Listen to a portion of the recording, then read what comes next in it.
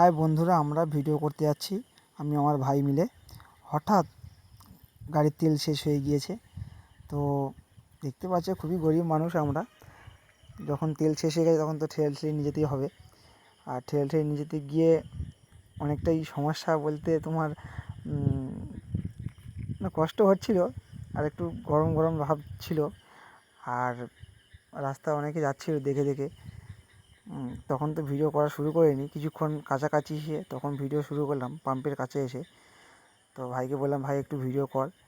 তো অনেকটা হেঁটে হেঁটে হেঁটে হেঁটে এলাম। হাঁটতে হাঁটতে একটা দাদা বলছিল যে সামনেই পাম্প আছে, তখনই ভিডিও শুরুটা করলাম।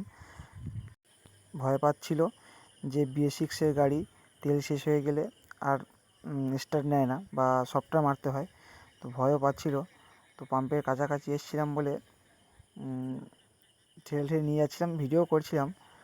তো ভাইকে বললাম, ভাই একটু পেছন দিক থেকে ভিডিও কর, পাশ থেকে ভিডিও কর। তাই ভিডিও করছিল।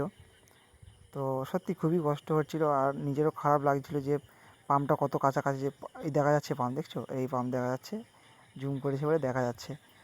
তো কষ্টের বিষয়ে কাছাকাছি এসে পাম্পে ভিডিওটা বানালাম। তো পাম্পেই ঢুকে গেছি, দেখো এই যাচ্ছি,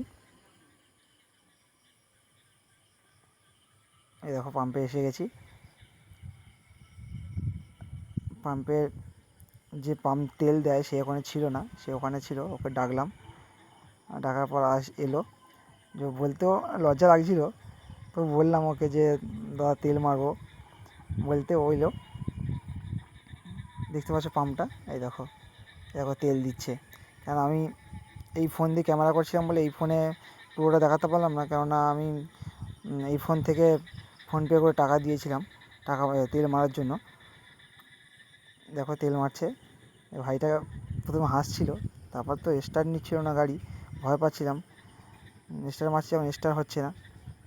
তো ভাই বলছিল এই স্ট্যান্ডটা পড়ে আছে, সেই জন্য স্ট্যান্ড নিচ্ছিল না। আমার তো টেনশানে তখন আর মনে ছিল না যে স্ট্যান্ড পড়ে আছে।